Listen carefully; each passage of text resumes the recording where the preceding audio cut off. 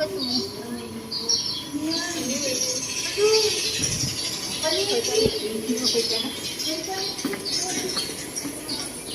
O, basahin niyo yung mga nakalagay. Yung t-shirt.